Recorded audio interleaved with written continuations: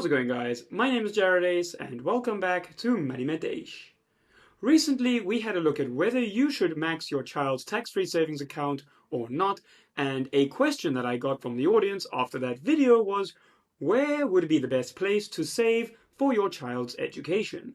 And so I've been having a look at a few of the options available in South Africa, and today I will be giving you my thoughts on the best ways, in my opinion, to save for your child's education. If you find this video helpful and would like to assist us in growing the channel, please give it a like, subscribe to the channel, and check out the link for Orbvest down below to have a consultant contact you with more information about investing in medical real estate in the USA. This video is a condensed version of a much deeper and much longer video, which is available on the FinMe app, linked in the description below. As always, before we get started, please remember that my videos are meant for edutainment purposes only and should not be used as the basis for any financial or investing decisions, as I am not a financial advisor and this is not financial advice. Before we dive right in, it is important to have a clear idea of exactly what you are saving for when it comes to your child's education. Are you looking to save strictly for their tertiary education, or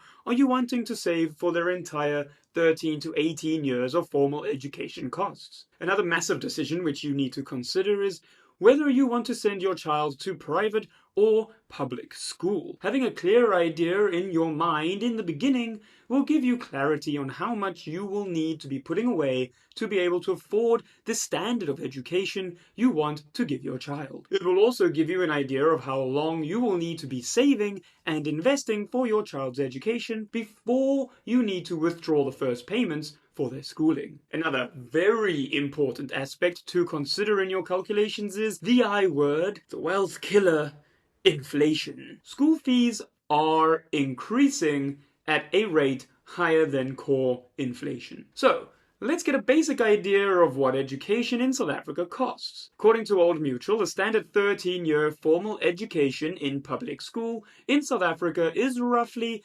875,000 Rand on average, while the same for private school is around 1.89 million.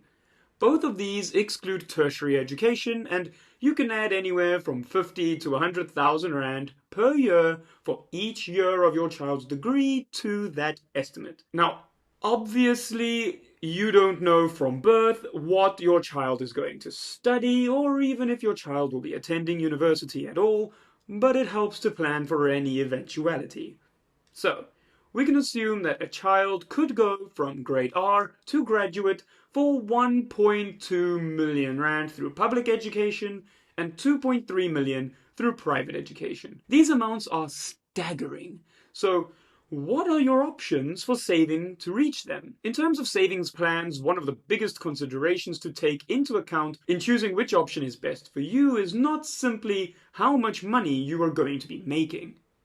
This is the type of situation where security is far more important the closer you get to the time when you need the money. If you're only starting to save for your child's tertiary education when your child is in grade 8, then the amount of risk you can afford to take is far lower than it would be had you started saving from birth or even while your baby bun is still in the oven. Also, the later you start, the more you need to put away each month. Some of the options available are education plans, which are mostly endowments offered by the large financial institutions, unit trusts, exchange-traded funds, high-interest savings accounts, or RSA retail savings bonds. So let's have a look at each option, how it might be best used, and some pros and cons for each one. Let's start with the most marketed of these options, the education plan. Education plans, which are mostly endowments offered by large financial institutions, are possibly my least favorite of the options I will be covering, since you are essentially entrusting a fund manager to deliver an inflation and market-beating return over a set term, usually 5 years. Endowments are also taxed at a flat rate of 30%, so unless you are already in a high tax bracket, don't let anybody sell you on their tax efficiency. It simply isn't there. The basic idea is that you contribute to the endowment on a monthly basis, and at the end of the term, usually 5 years as I said before, you get your money out. Or you can invest in ETFs either through a broker like EasyEquities or from a fund provider like Signia directly, where you own the whole market and therefore are guaranteed a market return. The next possibility is also reliant on a fund manager's ability to outperform the market, and that is a unit trust. Unit trusts are in many ways fundamentally similar to endowments, except that unit trusts are open to far more asset classes, you have easier access to your money, and you aren't being taxed an astronomical amount. The next option has the benefit of a capital guarantee, which means you are guaranteed to get out at least the same amount of money that you put in. But that's really the only thing it has going for it, and that is a high interest savings account. The best of these pretty bad options, in my opinion, would be the African bank fixed deposit over a 50-month period with all interest reinvested, as I believe they do have a role to play in the broader scheme of things. Another option, which I am actually rather interested in, but ultimately performs similarly to high interest or fixed deposit accounts, are RSA retail savings bonds. The RSA retail savings bond is an investment vehicle offered by the South African government which pays investors interest on a fixed or inflation-linked term. Basically, you give the government money for a set amount of time, either 2, 3, or 5 years, and you receive a set amount of interest and your initial capital back at the end of that period. I would personally opt for a combination of 2 or more of these options, but your ability to do so will obviously be limited by how much you can afford to put towards your child's education, how much money you need, and when you start saving or investing. I believe that a mix of unit trusts and ETFs contributed to starting from birth, or even when your baby bun is still in the oven, until the child starts grade R, and then moving the amount you need for the following year to a high interest savings account while still contributing to the ETF is the best combination and offers you the best chance to achieve the substantial amount needed to educate your child.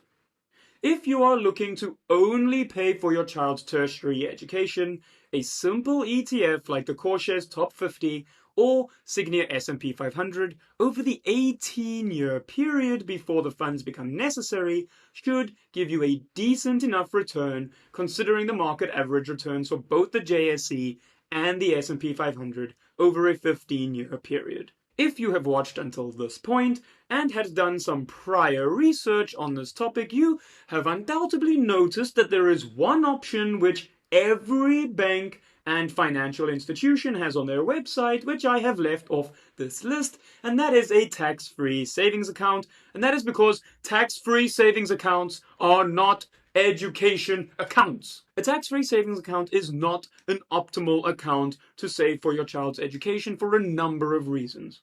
Firstly, you can only contribute a maximum of 36,000 Rand a year. This has a further reaching impact than you might think. It means that even if you max your TFSA every year, if you invest that money in a fund like the Old Mutual Core Balance Fund, you would not be able to cover the full costs of education we laid out earlier, ending with an amount of roughly 800,000 Rand when your child starts high school, not accounting for any withdrawals during their primary school years.